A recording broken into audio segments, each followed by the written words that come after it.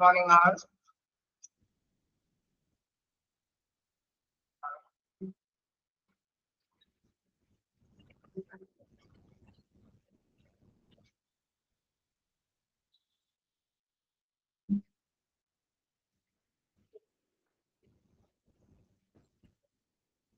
Okay, നമ്മളെ ഇതൊക്കെ വായിച്ചു നോക്കിയിരുന്നോ?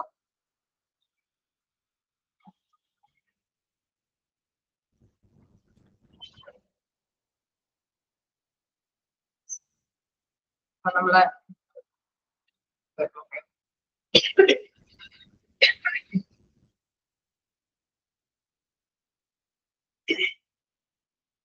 ലാസ്റ്റ് ടോപ്പിക് വരെ എത്തി അല്ലേ? അപ്പോ കുറച്ച് പോയിന്റ്സ് നമ്മൾ പഠിച്ചുകൊണ്ട്, അതായത് ഡിസ്ക്രീറ്റ് ടൈംസ് വരെയാണ് എടുത്തു നിർത്തിയത് അല്ലേ? ലാസ്റ്റ് 2 പോയിന്റ്സ് കൂടിയല്ലേ നമുക്ക് ഇതിലുള്ളൂ. ഓക്കെ, നിങ്ങൾ വായിച്ചു നോക്കിയിട്ട് ഡൗട്ടുകൾ എന്തെങ്കിലും ഉണ്ടായിരുന്നോ?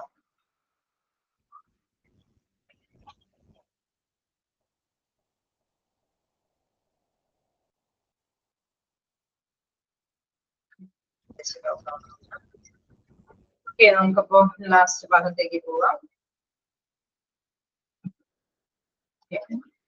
നമുക്ക് നെക്സ്റ്റ് നോക്കാനുള്ളത് പേഷ്യന്റ് സാറ്റിസ്ഫൈഡ് ആവണം എന്നുള്ള കാര്യമാണ് പ്രധാനമായിട്ടും നമ്മൾ കൈകാര്യം ചെയ്തുകൊണ്ടിരിക്കുന്നത് അല്ലെ?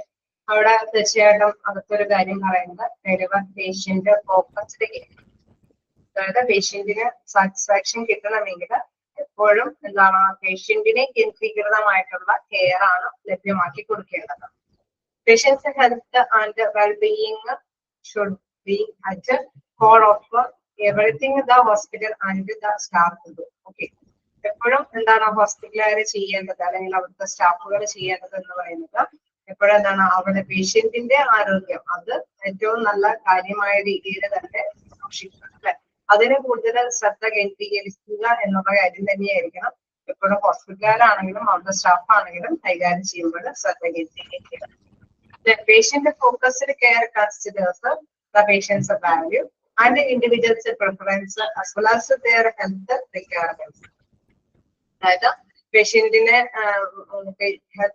ഹെൽത്തിന് അല്ലെ അവരുടെ ആരോഗ്യത്തിന് കൂടുതൽ പ്രാധാന്യം കൊടുക്കുക, അല്ലെങ്കിൽ അവർക്ക് അവരുടെ മൂല്യങ്ങൾക്ക് അവർ പറയുന്ന കാര്യങ്ങൾക്ക് പ്രാധാന്യം കൊടുക്കുക. ഒരു പേഷ്യന്റ് വന്നു കഴിഞ്ഞാൽ അവരെന്തെങ്കിലും ആവശ്യപ്പെടുന്നുണ്ടെങ്കിൽ അല്ലെ അത് ചെയ്തു കൊടുക്കാനായിട്ട് ശ്രദ്ധ കേന്ദ്രീകരിക്കുക. ഡോക്ടറുടെ മുമ്പിൽ നമുക്കറിയാം, ഡോക്ടറിന് അറിയാം ഈ വ്യക്തിക്ക് എന്താണ് രോഗം എന്നുള്ളത്. ചിലപ്പോൾ പക്ഷെ ഡോക്ടറിന് അറിയാൻ പറ്റുമായിരിക്കും അല്ലെ, ഒന്ന് രണ്ട് കാര്യങ്ങൾ അവരുടെ സംശയാസ്പദമായിട്ടുള്ള കാര്യങ്ങൾ കാണുമ്പോൾ തന്നെ ഒരുപക്ഷെ ഡോക്ടറിന് അറിയാൻ പറ്റുമായിരിക്കും. പക്ഷെ എങ്കിൽ കൂടി ആ വ്യക്തിക്ക് പേഷ്യന്റിനെ പറയാനുള്ള ഒരു അവസരം കൂടി കൊടുക്കണം അല്ലെ, എങ്കിൽ മാത്രമാണ് പേഷ്യന്റ് സാറ്റിസ്ഫൈഡ് ആവുള്ളൂ. പക്ഷെ രോഗിയെ കുറിച്ചിട്ട് നല്ല ധാരണ ഡോക്ടർക്ക് ഉണ്ടെങ്കിൽ കൂടി ആ വ്യക്തി പറയുന്നത് ലിസൺ ചെയ്യാനായിട്ടുള്ള ഒരു നിശ്ചിതാഭാസം അല്ലെ, അത്രയും ഒരു സാവകാശമാണ് കൊടുക്കണം. അതല്ലെങ്കിൽ പേഷ്യന്റിന് എന്തൊക്കെയാണോ റിക്വയർമെന്റ്സ് അതാണ് അവിടെ എടുത്ത് പറയുന്നത്. അവരുടെ ആരോഗ്യത്തിന് എന്തൊക്കെ ആവശ്യമായിട്ടുള്ള കാര്യങ്ങളുണ്ടോ അതെല്ലാം ചെയ്തു കൊടുക്കാനായിട്ട് അവിടെയുള്ള ഹോസ്പിറ്റലുകാരെ സ്റ്റാഫുകൾ തയ്യാറാവണം. Education and technological updates that streamline their experience related to patient-focused care, eventually improving the patient's experience and the patient's satisfaction scores. നമുക്കറിയാം ഇപ്പൊ പുതുമയായ കാര്യങ്ങളൊക്കെ വരുന്നുണ്ട് അല്ലെ? അപ്പൊ ഈ പുതുമയായ കാര്യങ്ങൾ വരുമ്പോൾ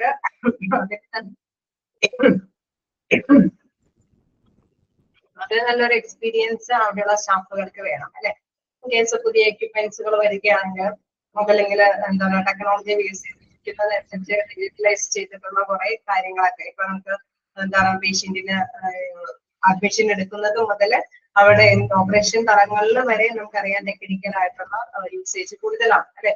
അപ്പോ പലതരം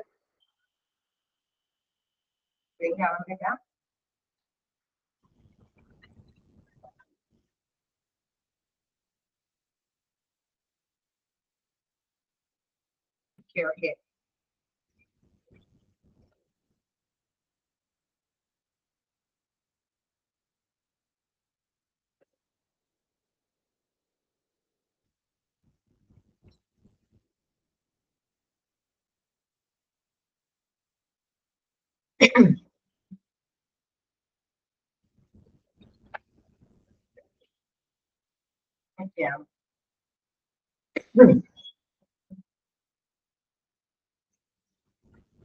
ഓക്കെ ആണോ?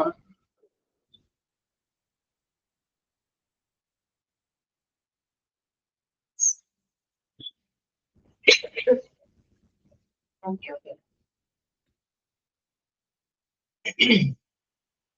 അപ്പോൾ നമ്മൾ കണ്ടു എന്താണ് ഇൻ കേസ് അല്ലെ, എനിക്ക് അതുമായി ബന്ധപ്പെട്ട ടെക്നോളജിക്കൽ ആയിട്ടുള്ള അപ്ഡേഷനൊക്കെ അതുമായി ബന്ധപ്പെട്ടുള്ള എഡ്യൂക്കേഷനൊക്കെ അവിടെയുള്ള സ്റ്റാഫുകളൊക്കെ നേടിയെടുക്കേണ്ടതാണ്.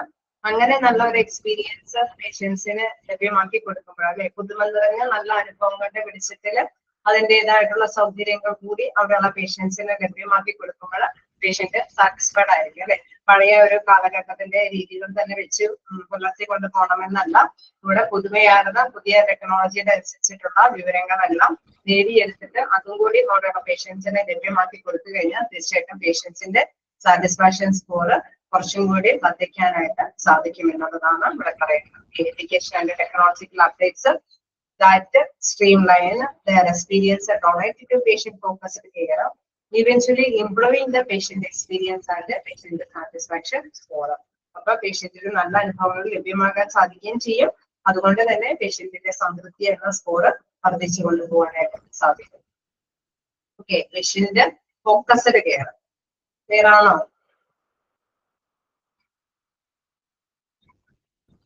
ആണോ? നെക്സ്റ്റ് നോക്കാം, എൻകറേജിങ് ലൈഫ് ലോങ് ലേണിംഗ്.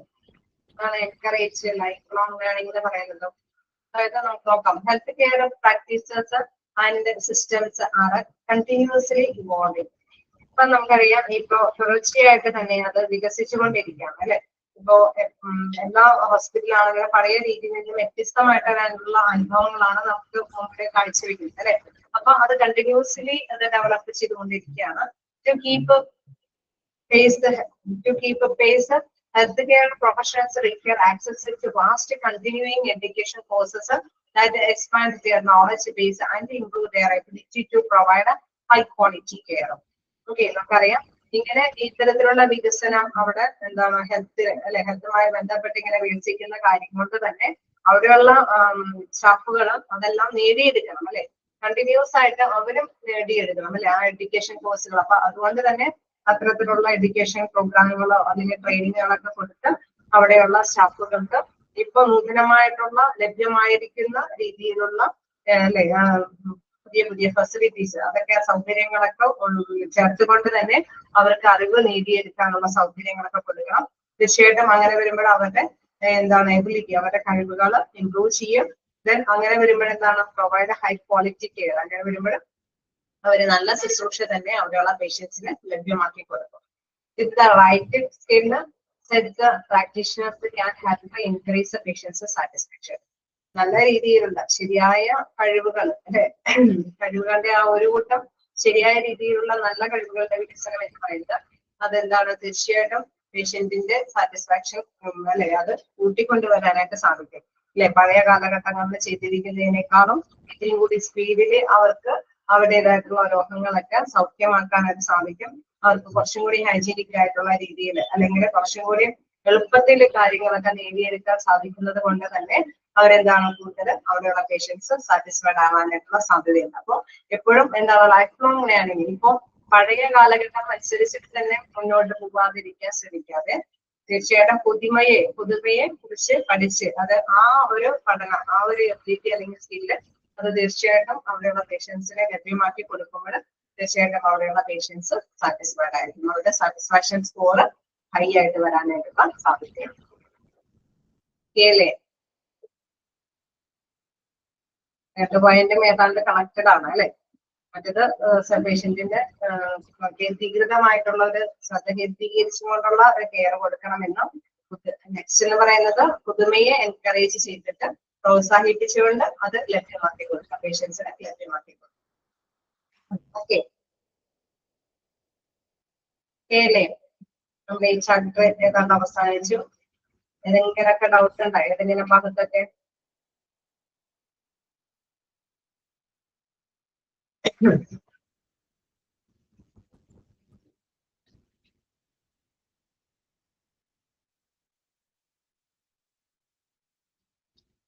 ഇനി ഒരു ചാപ്റ്റർ കൂടി നമുക്ക് എടുക്കാനുണ്ട് അല്ലെ? മൊത്തത്തിൽ എല്ലാവർക്കും കൂടി ഒരു ചാപ്റ്റർ കൂടിയല്ലേ എടുക്കാനുള്ളൂ. അത് ഏത് ചാപ്റ്റർ ആണ്? ഓർമ്മയുണ്ടോ? ബാക്കി എല്ലാ ചാപ്റ്റേഴ്സും ഏതാണ്ട് എടുത്ത് തുടങ്ങിയതുമുണ്ട്. ഒരു ചാപ്റ്റർ ആണ് ഒട്ടും എടുക്കാത്തത്. അത് ഏത് ചാപ്റ്റർ ആണെന്ന് ഓർമ്മയുണ്ടോ?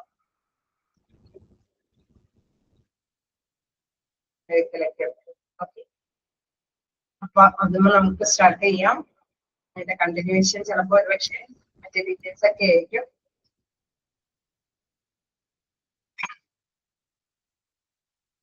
ഈ ചാപ്റ്ററിൽ എന്തെങ്കിലും ഡൗട്ടുകളുണ്ടോ?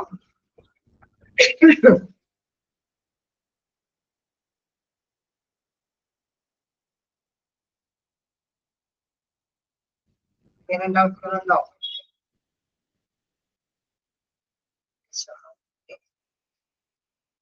അപ്പൊ നമുക്ക് അടുത്ത ചാപ്റ്റർ നോക്കാം.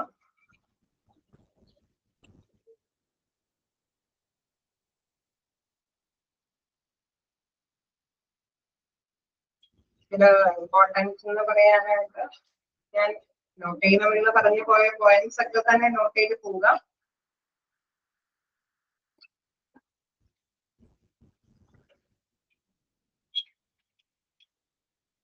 മോക്ക് ടെസ്റ്റിലും ഞാൻ ഉൾപ്പെടുത്തിയിട്ടുണ്ട് ഒരു പരമാവധി ക്വസ്റ്റ്യൻസ് ഒക്കെ.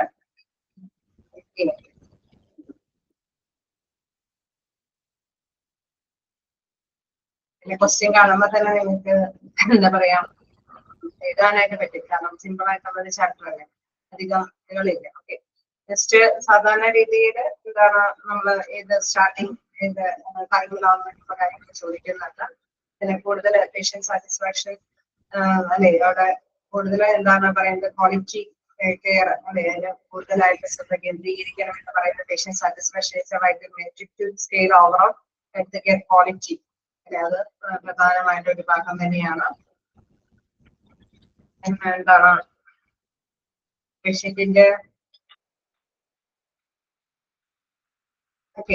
important tool for research administration and planning, the measurement of patient satisfaction. ഇതെല്ലാം ഞാൻ നോട്ട് ചെയ്യാൻ പറഞ്ഞേക്കുന്ന പോയിന്റ്സ് ഒക്കെ അല്ലേ അല്ലേ? ആണോ? ആരെങ്കിലും നോട്ട് ചെയ്തിട്ടുണ്ട് അതൊക്കെ? The measurement of patient satisfaction. Okay. The measurement of patient satisfaction is an important tool for research administration and planning. Okay. Okay, എല്ലാവരും നോട്ട് ചെയ്തിട്ടുണ്ട്. ഓക്കെ, അപ്പൊ നമ്മൾ പറഞ്ഞു പോയിരിക്കുന്ന പോയിന്റ്സ് ഒക്കെ തന്നെയാണ്. ഞാൻ പറയില്ലേ, ഒരു ചാപ്റ്ററിന് ഒരു 4-5 ക്വസ്റ്റ്യൻസ്, മാക്സിമം ഒരു 5 ക്വസ്റ്റ്യൻസ്, അതിൽ കൂടുതൽ പ്രതീക്ഷിക്കാൻ സാധിക്കില്ല. നിങ്ങൾക്ക് എനിക്ക് തോന്നുന്നു നമ്മളൊരു ചാപ്റ്റർ എടുക്കുമ്പോൾ ഒരു 3-4 മോക്ക് ടെസ്റ്റ് വരുന്നുണ്ട്. അതോടൊപ്പം തന്നെ നമ്മൾ എന്താണ് കൂടുതലായിട്ട് ഇമ്പോർട്ടന്റ് ആയിട്ടുള്ള വാക്കുകൾ വരുമ്പോൾ ജസ്റ്റ് നോട്ട് ചെയ്യാൻ പറയുന്ന വാക്കുകൾ കൂടി ഒന്ന് നോക്കി പോവുക. ഓക്കെ,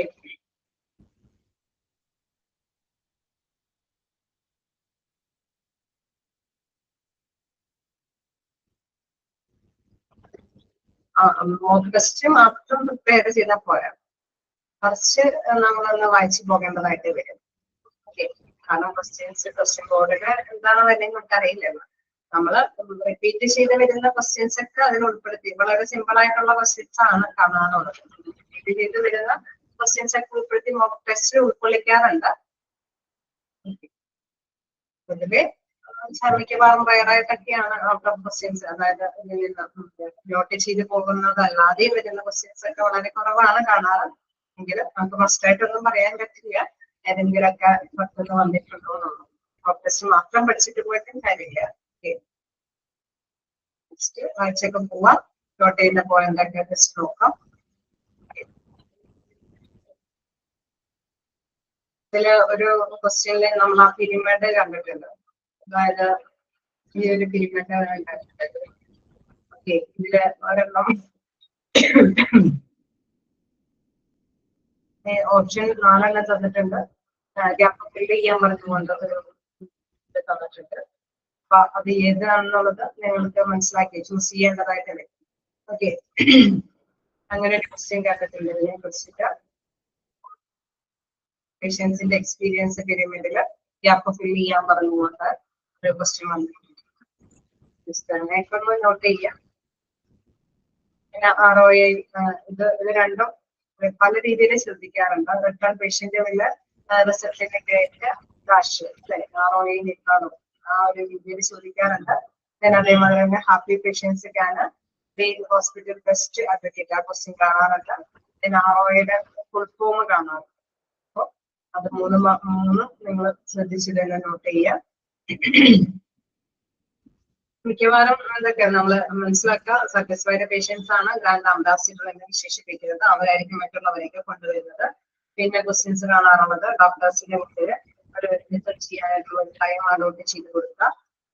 ഇൻ കേസ് അല്ലെ അവിടെ കുറച്ച് നേരം അവർക്ക് ഒരു ടച്ച് പോയിന്റ്സ് കിട്ടാനായിട്ട് അല്ലെ അവർക്ക് ഒരു നല്ല അനുഭവം കിട്ടാനായിട്ട് അങ്ങനെയൊക്കെ കൊടുക്കാം. പേഷ്യന്റ് സാറ്റിസ്ഫൈഡ് ആവുന്ന തരത്തിലുള്ള കാര്യങ്ങൾ എന്തൊക്കെയാണ് നമ്മൾ ഓർത്ത് വെക്കാം.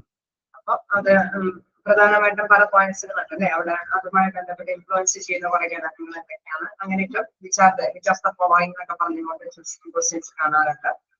അപ്പൊ അതൊക്കെ ജസ്റ്റ് നോക്കുക. ഇതേമാതിരി അണ്ടർലൈൻ മെട്രിക്സ് അല്ലെ അത് ഏതൊക്കെയാണെന്നുള്ളത് ജസ്റ്റ് ഓർത്ത് വയ്ക്കുക. സിമ്പിൾ ആയിട്ടുള്ള ചാപ്റ്ററാണ്. നിങ്ങൾ എന്തായാലും തെറ്റിക്കാൻ വഴിയില്ലാത്ത ചാപ്റ്ററാണെന്ന് എനിക്ക് തോന്നുന്നത്. കാരണം ഓർമ്മയിൽ മീൻസ് നമ്മളൊരു ഹോസ്പിറ്റലിൽ പോകുന്നുള്ള അനുഭവത്തിന്റെ ബേസിൽ നമുക്ക് ആ ക്വസ്റ്റ്യൻ അറ്റൻഡ് ചെയ്യാൻ സാധിക്കും. ഓക്കെ, അപ്പൊ നമുക്ക് നെക്സ്റ്റ് ചാപ്റ്ററിലേക്ക് പോവാം.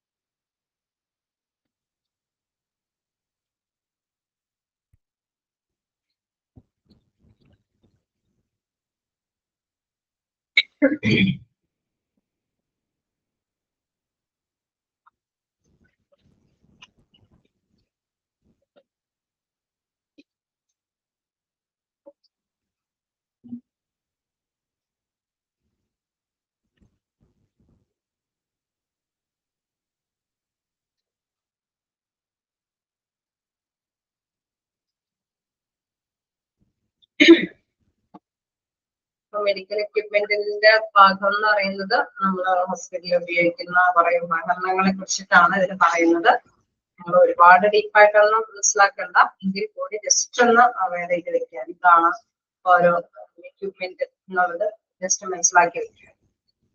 ഓക്കെ, അപ്പൊ അതിലെ ഇൻട്രൊഡക്ഷനിൽ എന്താ പറയുന്നത് നോക്കാം. Medical apparatus is used for the definite purpose at a diagnosis and treatment for diseases or rehabilitation following diseases in the future.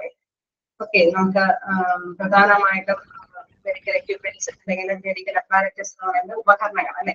പ്രധാനമായിട്ടും നമ്മൾ ഈ ഉപകരണങ്ങളൊക്കെ ഹോസ്പിറ്റലിൽ യൂസ് ചെയ്യുന്നത് എന്തിനൊക്കെ വേണ്ടിയിട്ടായിരിക്കും?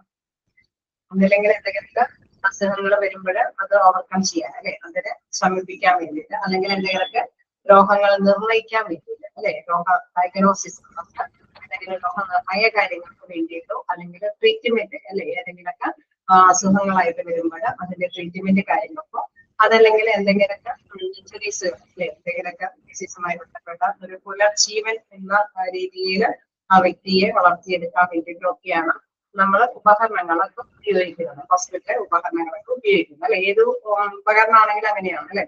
നമ്മളൊരു കേസ് ഒരു ഫീവർ നോക്കണമെങ്കിൽ, ടെമ്പറേച്ചർ നോക്കണമെങ്കിൽ അതിൻ്റെതായിട്ടുള്ള എക്യുപ്മെന്റ് ഉപയോഗിക്കുമ്പോൾ അതിനെ സർട്ടിഫിക്കറ്റ് നോക്കാനായിട്ട് വേറൊരു എക്യുപ്മെന്റ് ഉപയോഗിക്കും അല്ലെ. അത് ഒക്കെ രോഗനിർണയത്തിന് വേണ്ടിയിട്ടാണെങ്കിൽ ഇൻ കേസ് ഒരു ബ്ലഡ് കൺട്രോൾ ചെയ്യാനായിട്ട് എന്താണ് ഡിഫിക്കൽട്ട് അല്ലെ. അതേമാതിരി ഡയത്തർമി മെഷീൻ ഉപയോഗിക്കും. ഡയത്തർമി മെഷീൻ എന്ന് പറയുമ്പോൾ ബ്ലീഡിങ് കൺട്രോൾ ചെയ്യാൻ ഉപയോഗിക്കുന്ന ഒരു എക്യുപ്മെന്റ്. ഡിഫിബ്രിലേറ്റർ എന്ന് പറയുമ്പോൾ നമുക്കറിയാം CPR കൊടുക്കുന്നതിന് പകരം ഉപയോഗിക്കുന്ന ഒരു മെഷീനാണ്. അപ്പൊ എന്താണ്, ഇങ്ങനെ ഏതെങ്കിലും ഒരു രോഗനിർണയത്തിന് വേണ്ടിയിട്ടോ അല്ലെങ്കിൽ രോഗം ശമിപ്പിക്കുന്നതിന് വേണ്ടിയിട്ടൊക്കെയാണ് നമ്മൾ മെഡിക്കൽ എക്യുപ്മെന്റ്സ് യൂസ് ചെയ്യുന്നത്. ഇതിൽ പ്രധാനമായിട്ട് നോക്കാം. ഇത് can be either used singly or in jointly with any accessory, consumable or other piece of medical apparatus. Okay, നമുക്ക് വേണമെങ്കിൽ ഒരു ഉപകരണം മാത്രമായിട്ട് ഉപയോഗിച്ച് കൈകാര്യം ചെയ്യുമ്പോൾ കൂടുതൽ ഉപകരണങ്ങളൊക്കെ ഉപയോഗിച്ചുകൊണ്ട് കാര്യങ്ങളൊക്കെ അല്ലെ, മെഡിക്കൽ ആയിട്ടുള്ള ഉപകരണങ്ങളൊക്കെ ഉപയോഗിച്ചുകൊണ്ട് നമ്മുടെ ഇത്തരത്തിലുള്ള കാര്യങ്ങളൊക്കെ നിർവഹിക്കാനായിട്ട് സാധിക്കുന്നുണ്ട്. അപ്പൊ മെഡിക്കൽ അപ്പാരറ്റസ് അല്ലെങ്കിൽ മെഡിക്കൽ എക്യുപ്മെന്റ് എന്താണെന്നുള്ള കാര്യം ഓക്കെ അല്ലേ.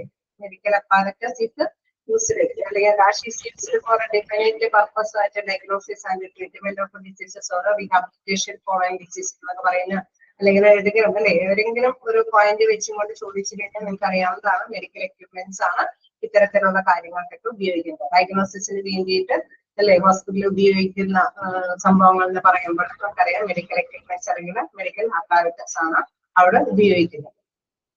നെക്സ്റ്റ് നമുക്ക് നോക്കാനുള്ള ഫസ്റ്റ് ഒരു എക്യുപ്മെന്റ് ആണ് ഡിഫിബ്രിലേറ്റർ. ഡിഫിബ്രിലേറ്റർ എന്നുള്ളത് പറയുന്നത്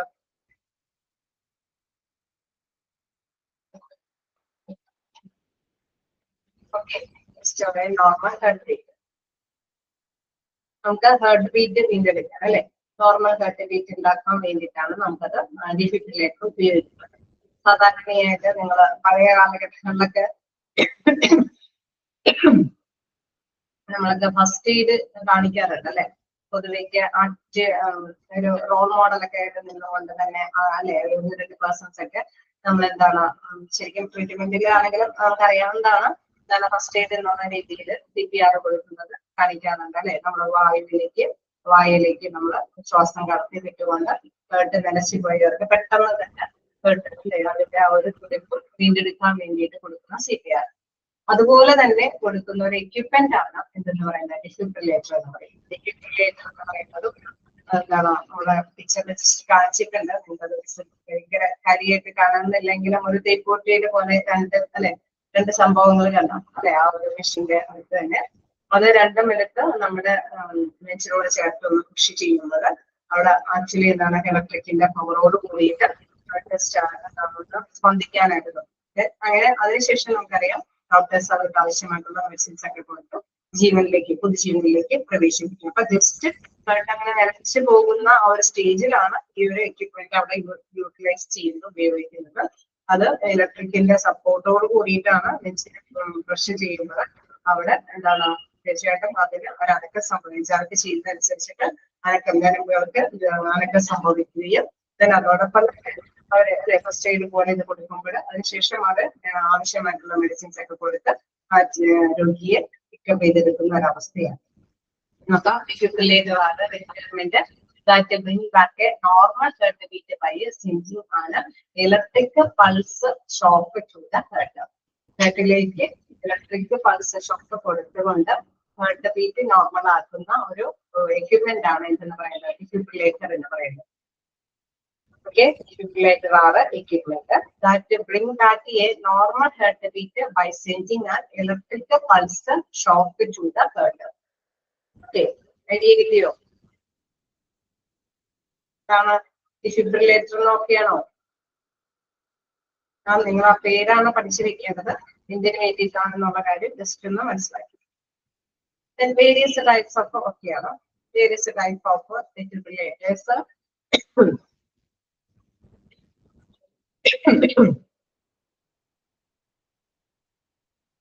Various type of defibrillators work in different ways.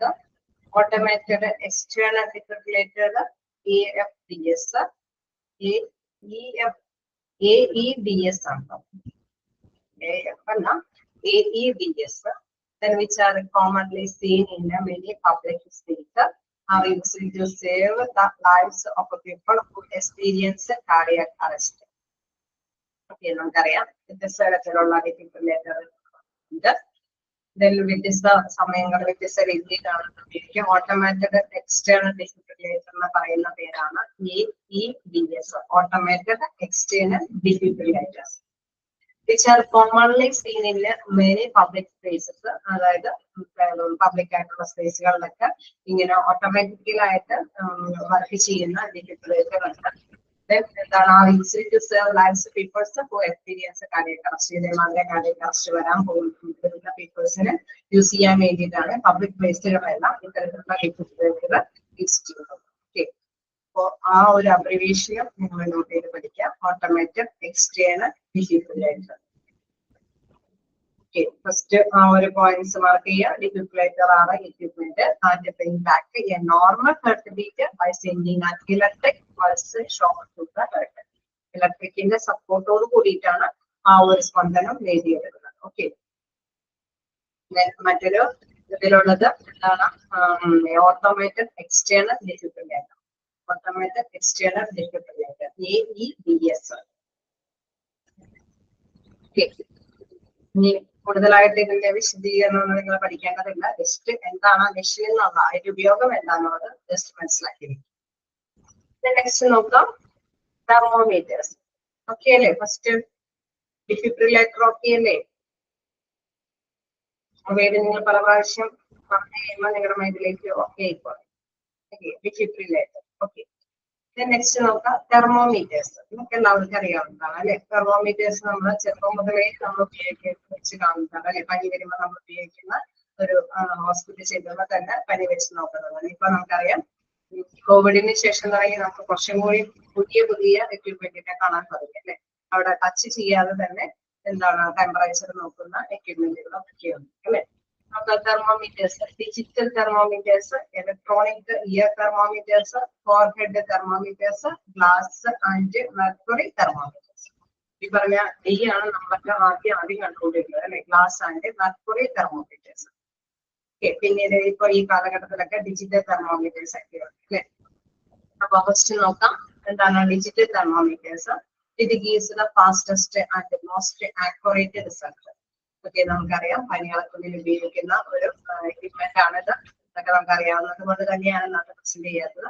നമുക്ക് ഇതിന് പ്രധാനമായിട്ടും എന്താണ് ഫാസ്റ്റസ്റ്റ് ആയിട്ട് തന്നെ കൃത്യമായിട്ട് തന്നെ റിസൾട്ട് ലഭ്യമാക്കുന്ന തെർമോമീറ്റർ ആണ് ഡിജിറ്റൽ തെർമോമീറ്റർ. അവിടെ കാണിച്ചിട്ടുണ്ട്. ജസ്റ്റ് ഒന്ന് അല്ലെ ക്ലിക്ക് ചെയ്യുമ്പോൾ തന്നെ അവിടെ നമുക്ക് കൃത്യമായിട്ടൊക്കെ ഓരോന്നും കാണാനായിട്ട് സാധിക്കും. ഇലക്ട്രോണിക് ഇയർ തെർമോമീറ്റർ, അതായത് നമ്മുടെ ചെവിയിൽ അല്ലെ ഇയർ വഴി നമുക്ക് temperature അളക്കുന്നതാണ്. Tympanic or ear thermometers measure the temperature inside the ear canal by way of infrared ray technology. നമുക്കറിയാം ഇൻഫ്രാറെഡ് ടെക്നോളജി ഉപയോഗിച്ചിട്ടാണ് ചെവിയിലൂടെ നമുക്ക് അതിന്റെ ടെമ്പറേച്ചർ ക്ലിയർ ആയിട്ട് മനസ്സിലാക്കാനായിട്ട് സാധിക്കുന്നത്. ഇയർ വഴിയാണ് അതിന്റെ ടെമ്പറേച്ചറിന്റെ സാന്നിധ്യം നമ്മൾ വിലയിരുത്തുന്നത്. ഓക്കെ, അത്തരത്തിലുള്ള ടെമ്പറേച്ചർ ആണ് electronic ear thermometer. Forehead thermometers നമുക്കറിയാം ഇപ്പോ കോവിഡിന്റെ സമയത്തൊക്കെയാണ് എപ്പോഴും അല്ലെ അത് യൂസ് ചെയ്തത്. Forehead thermometers utilize infrared sensor to measure the temperature. Temperature measure ചെയ്യാൻ വേണ്ടിയിട്ട് ഇൻഫ്രാറെഡ് സെൻസർ ഉപയോഗിച്ചിട്ട് തന്നെ ഉപയോഗിക്കുന്ന ഒരു തെർമോമീറ്റർ ആണ് forehead thermometer. Then glass and mercury thermometers. Mercury thermometers give precious temperature readings and can be used orally, rectally or under the arm. നമുക്ക് പല രീതിയിൽ അല്ലെ അവിടെ നമുക്ക് ഇതറിയാനായിട്ട് സാധിക്കും. വായുവിലൂടെ അതല്ലെങ്കിൽ അല്ലെ കഷത്തില് ആമില് വെച്ചിട്ട് നമുക്ക് എന്താണ് ഇതിന്റെ ടെമ്പറേച്ചർ അറിയാനായിട്ട് സാധിക്കും. മെർക്കുറി തെർമോമീറ്റർ എന്ന് പറയുമ്പോൾ നമുക്കറിയാം അതില് മെർക്കുറിയുടെ സാന്നിധ്യത്തോടു കൂടിയിട്ടാണ് ടെമ്പറേച്ചർ നമ്മൾ നോട്ടിഫൈ ചെയ്യുന്നത്. തെർമോമീറ്റർ ആണ് digital thermometers, electronic ear thermometer, forehead thermometers, glass and mercury thermometers.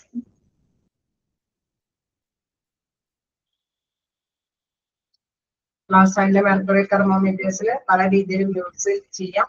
Orally, rectally or under the arm. ആ മൂന്ന് രീതിയിൽ നമുക്ക് ടെമ്പറേച്ചർ എടുക്കാനായിട്ട് സാധിക്കും. ഇയർ വെച്ചിട്ടുള്ള തെർമോമീറ്റർ ആണെങ്കിൽ നമുക്കറിയാം ഇലക്ട്രോണിക് ഇയർ തെർമോമീറ്റർ ആണ്. ഓക്കെ, ക്ലിയർ ആണോ? ഫസ്റ്റ് എന്താണ് നമ്മൾ പഠിച്ച മെഷീൻ? ഫസ്റ്റ് പഠിച്ച എക്യുപ്മെന്റ് ഏതാണ്? എക്യുപ്മെന്റ്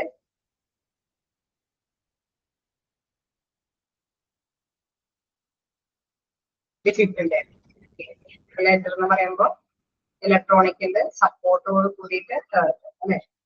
ഇലക്ട്രോണിക്കിന്റെ സപ്പോർട്ടോട് കൂടിയിട്ടുള്ള നോർമൽ കൈകാര്യം ചെയ്യാം. നെക്സ്റ്റ് നമുക്ക് നോക്കാം ബ്ലഡ് പ്രഷർ അപ്പാരറ്റസ്. ഇത് നമുക്ക് സർവ്വസാധാരണമാണ് അല്ലെ? Blood pressure apparatus. Blood pressure gauge or blood pressure monitor is an equipment used to measure lost pressure. Okay, നമ്മുടെ പ്രഷർ അല്ലെ, നമ്മുടെ പ്രഷർ അതിന്റെ കൃത്യമായിട്ടുള്ള വേരിയേഷൻസ് അളക്കുന്നതിന് വേണ്ടിയിട്ടാണ് ഈ ഒരു ബ്ലഡ് പ്രഷർ അപ്പാരറ്റസ് യൂസ് ചെയ്യുന്നത്. Manometer includes an inflatable cuff, a measuring unit and a mechanism for inflation which can be handled by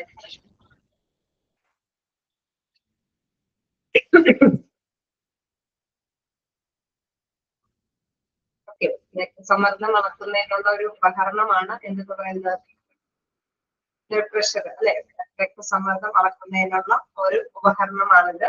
ഇതിനെ എന്താണ് സാധാരണയായിട്ട് സിഗ്മോ മാനോമീറ്റർ ഇൻക്ലൂഡ്സ്. ഈ സിഗ്മോ മാനോമീറ്ററിനെ എന്താ പറയുന്നത്, inflatable cuff, a measuring unit and mechanism for inflation. ഇവിടെ നമുക്ക് അറിയാം ഇത് ഇങ്ങനെ വായു നിറച്ച് അങ്ങനെ കൊടുക്കുന്നത് അനുസരിച്ചിട്ടാണ് അല്ലെ. ഒരു റബ്ബർ സാധാരണയായിട്ട് ഒരു റബ്ബർ പട്ടയിൽ അതിന്റെ ഒപ്പം തന്നെ ഒരു വായു നിറയ്ക്കുന്ന ഒരു സംഭവമുണ്ട് അല്ലെ അതിന്റെ കൂട്ടത്തിൽ. അപ്പൊ അതുമായി ഘടിപ്പിച്ചിട്ടുള്ള ഒരു സമ്മർദ്ദ മാപികയാണ് ഉള്ളത്. അപ്പൊ ഈ ഒരു വായു പുഷ് ചെയ്യുന്നതനുസരിച്ചിട്ട് ഈ സമ്മർദ്ദ മാപിക ചലിക്കും അല്ലെ. അപ്പൊ എത്രത്തോളം ആ വായുവിന്റെ പുഷപ്പ് വരുന്നുണ്ടോ അതനുസരിച്ചിട്ടായിരിക്കും ഈ സമ്മർദ്ദ മാപികയിലൂടെ നമ്മുടെ രക്തസമ്മർദ്ദം കൃത്യമായിട്ട് തന്നെ ആ ഒരു ഇതില് അല്ലെ സ്കെയില് രേഖപ്പെടുത്തുന്നത്. ഓക്കെ, അതാണ് അവിടെ പറയുന്നത്. എന്താണ് സിഗ്മോ manometer inflatable cuff, a measuring unit and a mechanism for inflation. അല്ലെ, അവിടെ ഒരു മെക്കാനിസം ബോഡിയാണ് ഈ ഒരു ഇത് കൈകാര്യം ചെയ്യുമ്പോഴുണ്ടാവുന്നത്. ആ വായുവിനെ പുഷപ്പ് ചെയ്യുമ്പോൾ കൈകാര്യം ചെയ്യുമ്പോഴുണ്ടാവുന്നത്. Which can be handled manually. സാധാരണയായിട്ട് ഇത് നമ്മൾ നിർവഹിക്കുന്നത് എങ്ങനെയാണ്, മാനുവലി ആണ് അല്ലെ. നമ്മുടെ പ്രഷർ വേരിയേഷൻസ് നോക്കുന്നത് മനുഷ്യന്റെ ആ ഒരു കൈകാര്യം ചെയ്തുകൊണ്ട് തന്നെ, അവിടെ എന്തെങ്കിലും സ്വിച്ചിട്ട് ഇലക്ട്രോണിക് പവർ കൊണ്ടല്ല നമ്മളത് അളക്കുന്നത്. അത് മനുഷ്യന്റെ തന്നെ ശേഷി കൊണ്ട് തന്നെയാണ്, ഹ്യൂമൻ റിസോഴ്സ് തന്നെ ഉപയോഗിച്ചിട്ടാണ് ആ ഒരു ബ്ലഡ് പ്രഷർ നമ്മൾ ഐഡന്റിഫൈ ചെയ്ത് എടുക്കുന്നത്. ഓക്കെ, ക്ലിയർ ആണോ? ചെറിയ ക്വസ്റ്റ്യൻസ് കാണാനായിട്ട് സാധ്യതയുള്ളത്. Blood pressure which can be handled by dash. Handled by ആയിരിക്കും മാനുവലി ആണത് ഹാൻഡിൽ ചെയ്യുന്നത് അല്ലെ. മെഷീൻ വഴിയല്ല അത് ഹാൻഡിൽ ചെയ്തത്. Handled by manually. Okay,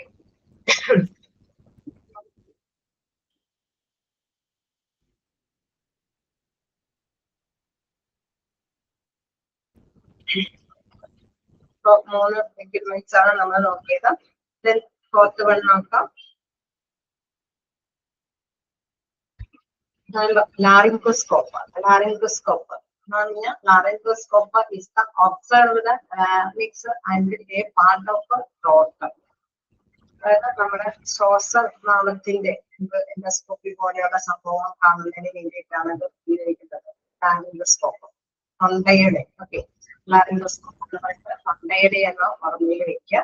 Laryngoscopy is a medical approach that is used to get a view of the larynx. എന്താണ് അവിടെ കൃത്യമായിട്ട് നമ്മൾ മനസ്സിലാക്കേണ്ടത്, ലാറിംഗോസ്കോപ്പ് അത് ഉപയോഗിക്കുന്നത് നമ്മുടെ തൊണ്ടയുടെ അത് അവിടെ എന്തെങ്കിലും പ്രോബ്ലംസ് ഉണ്ടെങ്കിൽ അത് വിസിബിൾ ആയിട്ട് കാണുന്നതിന് വേണ്ടിയിട്ടാണ് ലാറിംഗോസ്കോപ്പി നടപ്പാക്കുന്നത്. അപ്പോ ഇത് മനസ്സിലാക്കുക. Dash is a medical approach that is used to get a view of larynx. അത് ആ ഒരു ലാരിങ്സിന്റെ വ്യൂ അത് കാഴ്ചപ്പാട് കാണുന്നതിന് വേണ്ടി ഉപയോഗിക്കുന്ന ഒരു മെഡിക്കൽ എക്യുപ്മെന്റ് ഏതാണെന്ന് ചോദിച്ചാലും ലാറിംഗോസ്കോപ്പ് അല്ലെ. അത് ആ ഒരു ലാറിംഗോസ്കോപ്പ് ആണെന്ന് ഓർക്കുക ചെയ്യുക. Okay,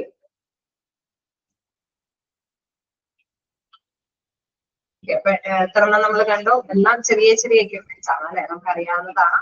first defibrillator, thermometer, blood pressure apparatus, ലാറിംഗോസ്കോപ്പ്.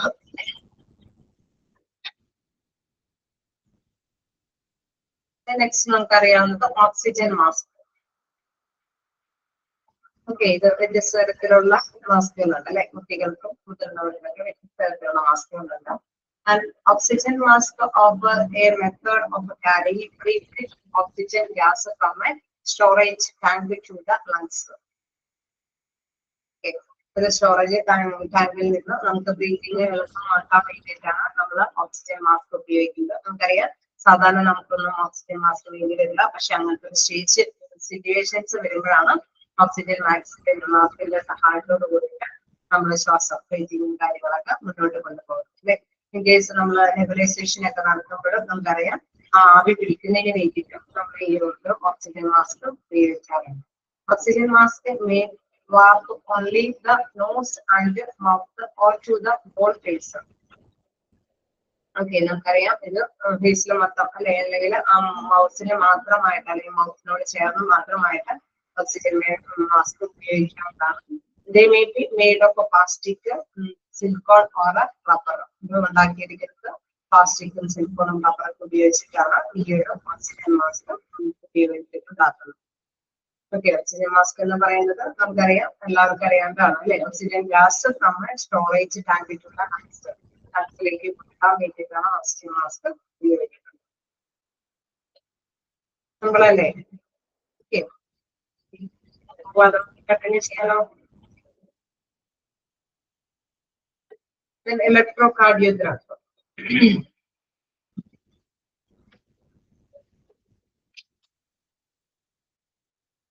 ഇലക്ട്രോകാർഡിയോഗ്രാഫ് കാണുമ്പോൾ നിങ്ങൾ താഴെ കുറെ സംഭവങ്ങളൊക്കെ കാണുന്നുണ്ടല്ലോ. ഒരു ഇതുണ്ട് ചെയ്യാനായിട്ടുള്ളത്, കൃത്യമായിട്ട് കാണാനായിട്ടുള്ള വെക്കുന്നില്ല അവിടേക്ക്. പിന്നെ കുറെ വയറുകളും അല്ലെ, കുറെ സംഭവങ്ങളൊക്കെ അവിടെ കാണുന്നു. നമുക്കറിയാം അവിടെ ഇലക്ട്രിക്കിന്റെ ഒരു സപ്പോർട്ടോട് കൂടി അല്ലെ ആക്ഷൻ ഒക്കെ കടത്തി വിട്ട് പോസിറ്റീവും നെഗറ്റീവും ആയിട്ടുള്ള സംഭവങ്ങളൊക്കെ കടത്തി വിട്ടിട്ട് ഹേർട്ടിന്റെ ആ ഒരു ഫങ്ഷൻസ് അല്ലെ ഇലക്ട്രിക്കൽ ആയിട്ടുള്ള സപ്പോർട്ടോട് കൂടിയിട്ട് നമുക്ക് ആ ഫങ്ഷൻസ് കണ്ടെത്തുന്നതിന് വേണ്ടിയിട്ടാണ് യൂസ് ചെയ്യുന്നത്.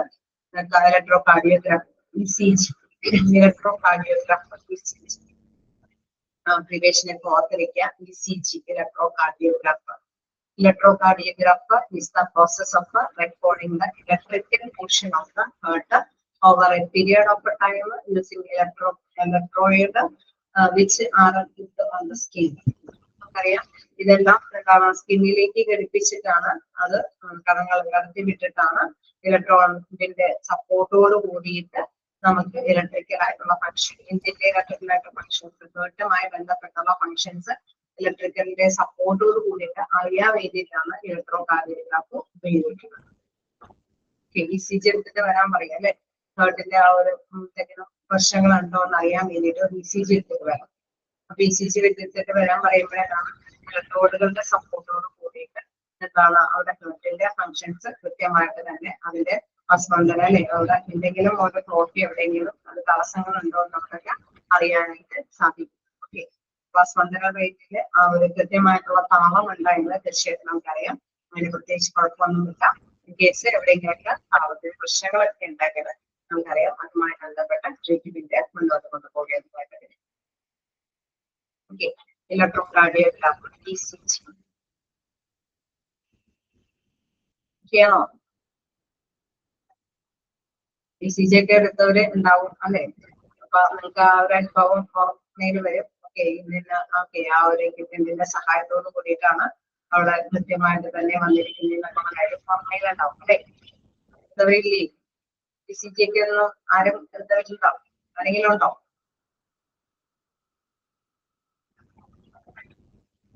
ആർക്കും ECG എടുക്കണം, ആർക്കും ECG എടുക്കണ്ടോ? എന്നിട്ടില്ല. Very good. ആരും ഒക്കെയാണ്, നമ്മുടെ ഹെൽത്തൊക്കെ ഒക്കെയാണ് അല്ലെ. എനിക്ക് ECG ഒന്നും എടുക്കേണ്ട വന്നിട്ടില്ല. ഞാനും അപ്പൊ നിങ്ങളുടെ കൂട്ടത്തിൽ തന്നെയുണ്ട്. നോക്കാം, ഇനി നമുക്ക് നെക്സ്റ്റ് നോക്കാം waiting machine.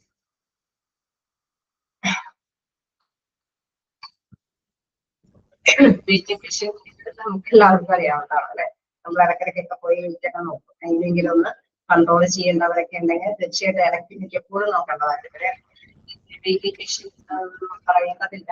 Digital scale is the kind of electronic weighing machine which measure the daily readings that include body weight, body fat, BMI, etc. Okay. അപ്പോ ശരിക്കും പറഞ്ഞു കഴിഞ്ഞാൽ തീർച്ചയായിട്ടും നമ്മൾ വെയിറ്റ് നോക്കുന്നത് കുട്ടികളെയൊക്കെ ആണെങ്കിൽ നമുക്കറിയാം, കൊച്ചു കുട്ടികളൊക്കെ എന്താണ് അതിൽ കിടത്തി നോക്കുന്ന ഒരു സൗകര്യമാണ് അല്ലെ. അതുകൊണ്ടാണ് ആ ഒരു വേറെ വ്യത്യസ്തമായിട്ടുള്ള ഒരു വെയിറ്റിംഗ് മെഷീനുകൾ കാണിച്ചിരുന്നത്. മുതിർന്നവർക്കാണെങ്കിൽ നമുക്കറിയാം നമ്മൾ കയറി നിന്നാണ് നമ്മുടെ ഭാരങ്ങളൊക്കെ നോക്കുന്നത്. അപ്പൊ വ്യത്യസ്ത തരത്തിലുള്ള ബോഡി വെയിറ്റിംഗ് മെഷീനുകളുണ്ട്. പ്രധാനമായിട്ടും നമ്മൾ ഹോസ്പിറ്റലിൽ ചെല്ലുമ്പോൾ അതിന് തന്നെ ഒരു വെയിറ്റ് നോക്കും അവരല്ലേ. ആ വെയിറ്റ് അനുസരിച്ചിട്ടാണ് നമ്മുടെ ആരോഗ്യത്തിന്റെ നിരക്ക് എന്തെങ്കിലും പ്രോബ്ലംസ് ഉണ്ടോ എന്നൊക്കെ പെട്ടെന്ന് ഐഡന്റിഫൈ ചെയ്യാനായിട്ട് സാധിക്കുന്നത്. അപ്പൊ നോക്കാം, അതിൽ പറയുന്നുണ്ട് electronic waiting machine which measure many readings that include body weight, body fat, BMI, etc. അതേമാതിരി ബോഡി വെയിറ്റ് പോലെ തന്നെ ബോഡി ഫാറ്റ് അല്ലെ, അതേമാതിരി തന്നെ BMI. BMI എന്ന് പറയുന്നത് എന്താണ്? Body mass index. Body mass index അതായത് ശരീരഭാര സൂചിക. ഹെവി ലെവലിനേക്കാൾ കൂടുതൽ ഭാരം വരാൻ പാടില്ല അല്ലെ, അങ്ങനെ ഒരു ഇതല്ല അല്ലെ. ഇത്രയും ഹൈറ്റ് ഉള്ളവർക്ക് ഇത്രയും വെയിറ്റേ പാടുള്ളൂ. അങ്ങനെ ഒരു ഭാരം അല്ലെ സൂചികയാണ് body mass index. Body mass index ആണ് BMI എന്ന് പറയുന്നത്.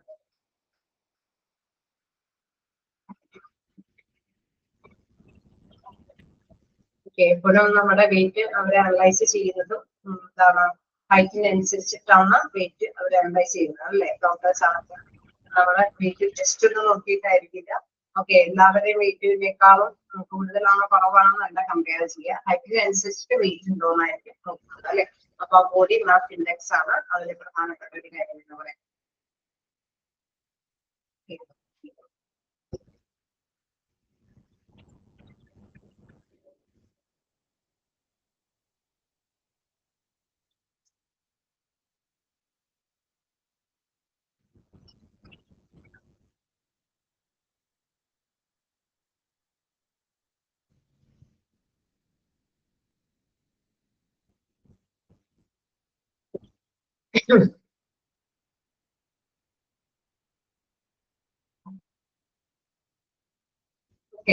ട്രോളീസ് ഉള്ളത് ട്രോളീസ് എന്ന് വെച്ചാൽ എന്താണ്, പലതരത്തിലുള്ള ട്രോളികൾ നമ്മൾ കാണാറുണ്ട് അല്ലെ.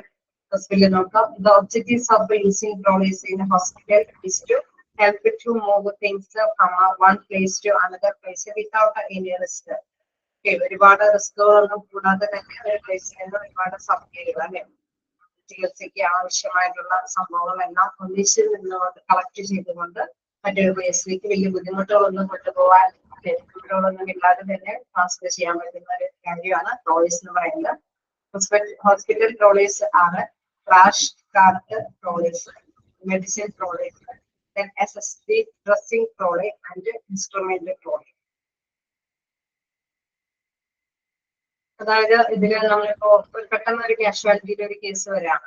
അപ്പോ എന്താണ് കാഷ്വാലിറ്റിയുടെ കേസ് വരുമ്പോൾ എന്താണ് അവർക്ക് പെട്ടെന്ന് കാഷ്വാലിറ്റിയുമായി ബന്ധപ്പെട്ട ഒരു സംഭവം വേണ്ട, പെട്ടെന്ന് ബ്ലീഡിങ്ങോ അല്ലെങ്കിൽ ഇതുകളൊക്കെ ഉണ്ടാവാനായിട്ടുള്ള സാധ്യതയുണ്ട്. അപ്പൊ പലതരത്തിലുള്ള ഫസ്റ്റ് എയ്ഡ് സാധനങ്ങളൊക്കെ അവിടെ കീപ്പ് ചെയ്യേണ്ടതുണ്ട് അല്ലെ. പെട്ടെന്ന് ഒരു ആക്സിഡന്റ് കേസ് ആയതുകൊണ്ട് തന്നെ ചിലപ്പോൾ അവർക്ക് നേരത്തെ പെട്ടെന്ന് കുട്ടികളൊക്കെ ഉണ്ടെങ്കിൽ അതൊക്കെ പങ്ക്ച്വേർഡ് ചെയ്യേണ്ടതുണ്ട്. എന്തെങ്കിലും ടൈറ്റർലി ബ്രഷിംഗ് പോലെയുള്ള മെഷീൻസ് കൂടി ഇതിനോടൊപ്പം വെക്കേണ്ടതുണ്ടാവും. കാരണം ആ ഒരു കേസിനെ അറ്റൻഡ് ചെയ്യാനായിട്ട് ആവശ്യമായിട്ടുള്ള സാമഗ്രികളെല്ലാം തന്നെ ആ ട്രോളിയിൽ ഉണ്ടാവും. അപ്പൊ അവിടെ പ്രത്യേകിച്ച് ഒരുപാട് സാധനങ്ങൾ അവിടെ നിന്ന് ഇവിടെ നിന്ന് കളക്ട് ചെയ്യേണ്ടതുണ്ടാവില്ല. ആ ട്രോളി തന്നെ കൊണ്ടുപോയിട്ട് അവർക്ക് ആ ഒരു പേഷ്യന്റിനെ എത്രയും പെട്ടെന്ന് കൈകാര്യം ചെയ്തെടുക്കാനായിട്ട് എളുപ്പമായിരിക്കും. അത്തരത്തിലുള്ള ട്രോളിയാണ് ക്രാഷ് കാർട്ട് ട്രോളി എന്ന് പറയുന്നത്. അല്ലെങ്കിൽ എമർജൻസി കേസുകളൊക്കെ വരുമ്പോൾ ഒന്നിച്ച് അവർക്ക് അവരെ പരിചരിക്കാൻ ആവശ്യമായിട്ടുള്ള ഫസ്റ്റ് എയ്ഡ് സാധനങ്ങളെല്ലാം ആ ട്രോളിയിൽ ഉണ്ടാവും. ആ ട്രോളികൾ ഒന്നിച്ച് ഒറ്റയടിക്ക് കൊണ്ടുപോയി കഴിഞ്ഞാൽ തന്നെ ആ പേഷ്യന്റിനെ കൈകാര്യം ചെയ്ത് കൊണ്ടുപോകാനായിട്ട് സാധിക്കും. അതേമാതിരി തന്നെ മെഡിസിൻ ട്രോളി, പലതരത്തിലുള്ള മെഡിസിനുകൾ അല്ലെ, എല്ലാ തരത്തിലുള്ള മെഡിസിനുകളും കീപ്പ് ചെയ്തുകൊണ്ട് ട്രോളി കൊണ്ടുപോയിട്ട് എല്ലാവർക്കും അല്ലെങ്കിൽ മെഡിസിനുകളൊക്കെ ഡിസ്ട്രിബ്യൂട്ട് ചെയ്യേണ്ട ആവശ്യം വരുന്നത്. അതിൻ്റെ ഉള്ളിൽ തന്നെ എല്ലാ തരത്തിലുള്ള മെഡിസിൻസ് കീപ്പ് ചെയ്തിട്ടുണ്ടാകും. ഓരോ പേഷ്യൻസിന് ആവശ്യമായിട്ടുള്ള മെഡിസിൻസ് ഒക്കെ അവിടെ കൃത്യമായിട്ട് കൊടുത്ത് അവിടെ വലിയ തടസ്സങ്ങളൊന്നും ഇല്ലാതെ കണ്ടിന്യൂ ചെയ്യാനായിട്ട് സാധിക്കും.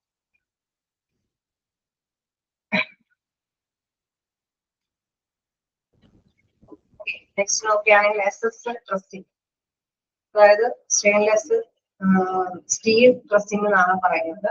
അതായത് പ്രത്യേകിച്ച് ആശുപത്രികളിലും മെഡിക്കൽ ജീവനക്കാരൊക്കെ എമർജൻസി കേസുകളിലേക്കും ഇങ്ങനെയൊക്കെ തന്നെയാണ് പെട്ടെന്ന് സപ്പോർട്ട് പ്രോട്ടോകോൾ അനുസരിച്ചിട്ട് പെട്ടെന്ന് തന്നെ അവർക്ക് ഡ്രസ്സിങ്ങും കാര്യങ്ങളൊക്കെ നിർവഹിക്കേണ്ടതുണ്ടെങ്കിൽ ആ ഒരു ഡ്രസ്സിംഗ് ടേബിളിൽ അതിന്റെ ഡ്രസ്സിങ്ങുമായി ബന്ധപ്പെട്ട എല്ലാ സംഭവങ്ങളും അവിടെ ഉണ്ടാക്കുക. കത്രിക വേണ്ടി വരും, എന്താണ് കഞ്ഞി വേണ്ടി വരും, അല്ലെ കോട്ടൺ മില്ലുകൾ അങ്ങനെയുള്ള കാര്യങ്ങളൊക്കെ അല്ലെ. അപ്പൊ അത്തരത്തിലുള്ള കാര്യങ്ങളെല്ലാം തന്നെ ഒന്നിച്ച് അറേഞ്ച് ചെയ്തിരിക്കുന്ന ട്രോളിയാണെങ്കിൽ അത്തരത്തിലുള്ള ട്രോളി എന്ന് പറയുന്ന പേരാണിത്.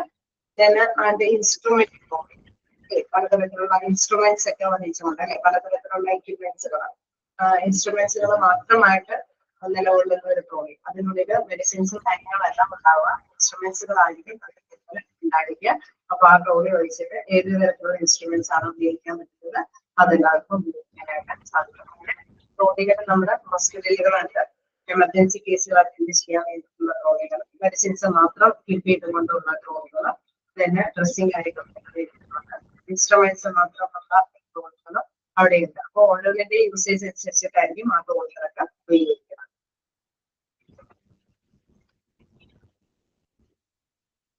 ഓക്കെയാണോ?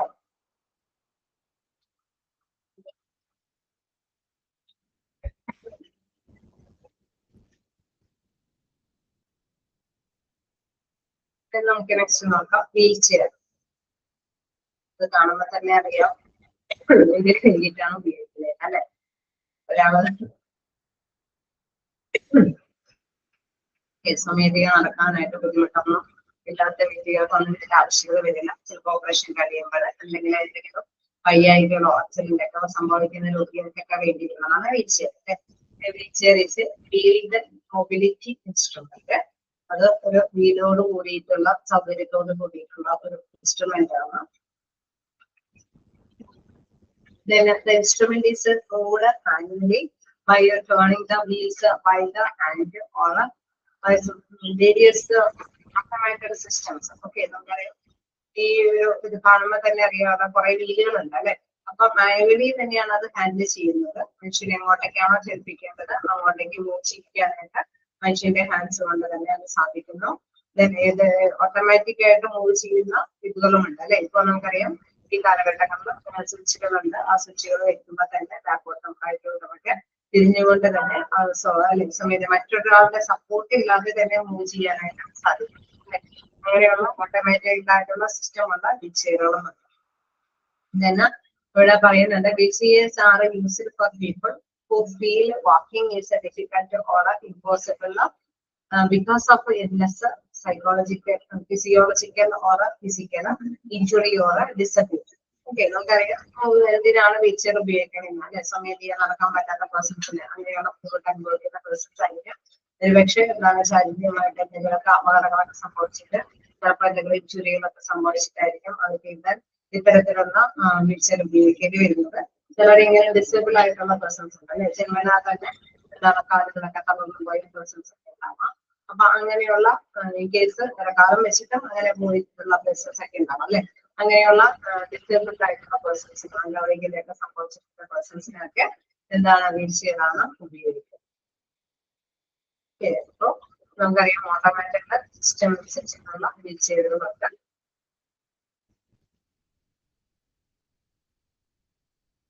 അടുത്തൊരു ഭാഗങ്ങളിൽ നോക്കാം സ്ട്രെച്ചേഴ്സ്. രണ്ടാളും നമുക്കറിയാവുന്നതാണ് അല്ലെ. സ്ട്രെച്ചറിന്റെ വേണ്ടിയിട്ടുള്ളത്. Structure is an instrument used for carrying patient who need medical care. ആവശ്യമായിട്ട് വരുന്ന രോഗികളായിട്ടുള്ള വ്യക്തികളുണ്ടെങ്കിൽ അങ്ങനെയുള്ള അല്ലെ സ്ട്രക്ചറിന്റെ ആവശ്യകതയായിട്ടുള്ള കിടപ്പ് രോഗികളൊക്കെ ഉണ്ടെങ്കിൽ അത് ഉപയോഗിക്കുന്നു. Structures are mainly used in acute out of hospital care situations by emergency medical services. നമുക്കറിയാം സ്ട്രക്ചറിലായിരിക്കും അല്ലെ എമർജൻസി ആയിട്ട് നമ്മൾ മെഡിക്കൽ സർവീസുകളൊക്കെ സേവനങ്ങളൊക്കെ ലഭ്യമാക്കണമെങ്കിൽ തീർച്ചയായിട്ടും എല്ലാവരും എത്രയും പെട്ടെന്ന് സ്ട്രക്ചറിൽ കൂടിയായിരിക്കും രോഗിയെ കൊണ്ടുപോകാം. കാരണം അവർക്ക് നടന്നു പോവാം അല്ലെങ്കിൽ വീൽ ചെയറിൽ എത്തി കൊണ്ടുപോവാം, അത്രയും ടൈം വേസ്റ്റ് ആണ് അല്ലെ. അപ്പൊ സ്ട്രക്ചറിൽ കൂടെയാണെങ്കിൽ അവരെ എത്രയും പെട്ടെന്ന് രോഗിയെ കൈമാറ്റം ചെയ്യാനായിട്ട് സാധിക്കും. അപ്പൊ അത്തരത്തിലുള്ള സിറ്റുവേഷൻസ്, എമർജൻസി സിറ്റുവേഷൻസിലൊക്കെ എന്താണ് സ്ട്രക്ചറുകളെയാണ് ആശ്രയിക്കുന്നത്. ാണോ എല്ലാം വെച്ചെടുക്കുന്നില്ല. പത്തെണ്ണം നിങ്ങൾ നോക്കാം. എന്തെങ്കിലും ഡൗട്ട് ഉണ്ടെങ്കിൽ ചോദിക്കാം.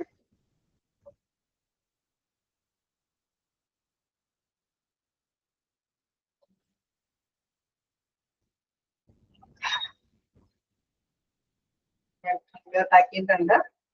എന്തെങ്കിലും ഡൗട്ടുകൾ ഉണ്ടെങ്കിൽ ചോദിക്കാം.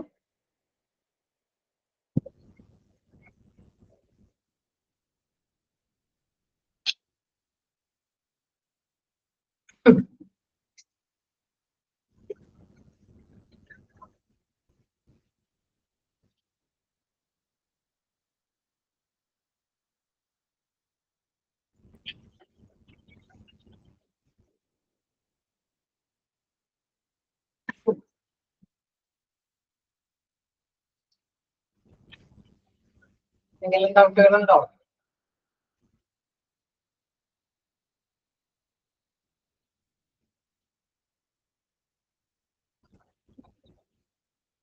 ഡൗട്ടുകളൊന്നുമില്ല.